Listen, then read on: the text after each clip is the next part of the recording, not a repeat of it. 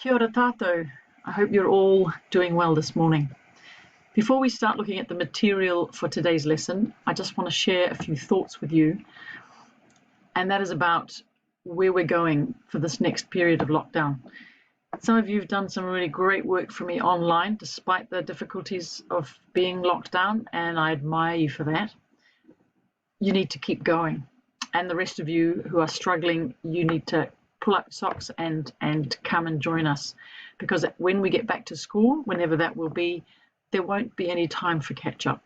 We will be straight into assessments, and not long after that, term 4 and important exams. So don't start to get behind now, even though it's feeling harder and harder to be locked down, probably. So the first thing we're going to do this morning is I'm going to show you our spelling lists, because on Friday there will be a quiz for our first 10 spelling words in the term 3 list. So scrolling down underneath the film, we get to these resources, these folders. Click on the literacy resources folder. Top there is the spelling lists for all those terms, and we are looking at the first 10 words in the term 3 spelling list, which takes us down to optimistic. Okay, so on Friday there will be a quiz. Obviously I won't be standing over your shoulder. You can cheat. That's a waste of your time. So use Friday as an opportunity to test out your knowledge of these 10 words, and spend a little bit of time each day just going over 2 or 3 of them, write them down, so that by Friday you are ready to take that opportunity to learn those words. Okay.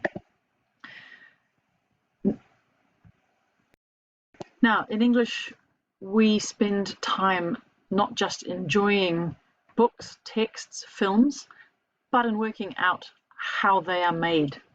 What is the process of creating a text, either a written text or a visual and oral text? So obviously, in order to do that, we need to look at the techniques that are used in order to create and put together a text. Before I start looking at camera techniques, I'm just going to put these questions in front of you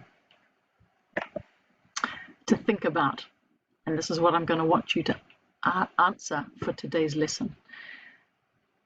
How does Christoph justify making the Truman Show?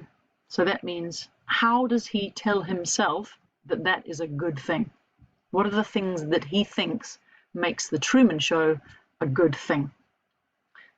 Number 2, why does the television audience celebrate when Truman leaves the set? Don't they love the show? Don't they want to keep on watching it? Why are they so happy when Truman breaks out, do you think? And number 3, why does Truman not stay in that world, which is the only world he has ever known? Why? What do you think? So these are not right or wrong questions, but I'm going to ask you to just type an answer up on a Word document and pop it in the Dropbox for me. And it's just a question of you thinking about the whole ideas behind the film. Okay, back to film techniques. Now, I'm not going to ask you to take notes on all these things, but I suggest that if you come across something in these slides, and I'm going to move quite fast, that is new to you, or you know that you're not really sure of, you should take some notes. So I suggest right now, in preparation, you get out your red exercise book, you turn to the front of it, because we're working on, this is one of our studied texts, and put a heading, The Truman Show, and today's date, and just get ready to take some notes of the things that you know that you don't know. So you won't need to take notes about close-up shots, probably, because you'll remember about them from last year, but there will be new things that you don't know, and I'm going to give you the responsibility and trust you to make that judgment call about what you should write down so that you can remember it and learn it. Just pause the video whenever you need to take any notes. Okay, so the first thing we're going to talk about are shots and framing. Here's a shot. So all these shots have names, are different. They're basically different kinds of shots. Look at this shot, very expansive, see a huge amount of space. What's it called? Here's another one. Expansive gives you a good idea of where something is happening in a film.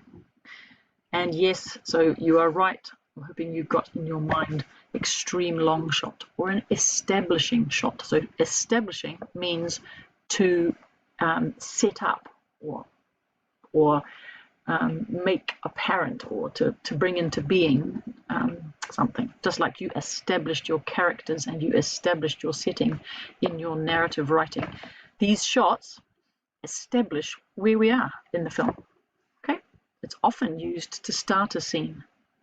It tells us where the story is taking place, and it also tells us the relationship of the characters to the setting, because if you look at that one, we immediately learn a lot about what the characters are having to deal with, because it's rocky, there's no water to be found, it's obviously a challenging environment, and that's what a long shot, an extreme long shot, can show us. Okay, moving on. What's this? Yes, you're right, it's a long shot, and that's when an entire person can be seen with some of the background above, below, to the sides. And generally it shows action rather than emotion. Okay, because we're not focusing in on their faces. Next, this is called a medium or mid shot. A person can be seen from just above the head to just below the waist. So it's that upper part of their bodies and their heads. It's a general all-purpose shot. So there are a lot of these kinds of shots in every single film you've ever seen. And the effect depends on what's being shot. So audiences can see the characters' emotional responses because you can see their faces clearly, but we don't necessarily feel those shots, that emotion really, really intensely. Okay. Unlike this. So we get a good sense of how that man is feeling by looking at his face that close up. And that, of course, is called a close-up shot. This is also a close-up shot on an object. So close-ups for a person when the head and shoulders are seen. For an object, the entirety of the object is seen. And it's used to give emphasis to a particular object and give the audience insight into those emotions. Here we have extreme close-up, and it can be used to reveal emotion even more intensely, or it can be to reveal a relevant detail. There's a few of these relevant details shown by extreme close-ups in our film, The Truman Show. A couple more. What have we got here? What are we seeing? Yes, I know it's Harry Potter. Over the shoulder shot. A shot that shows the subject from behind the shoulder of another person. And it's used to convey this sense of relationship. And what do we know about what's happening for those two people? Okay. This one is also a very important kind of shot.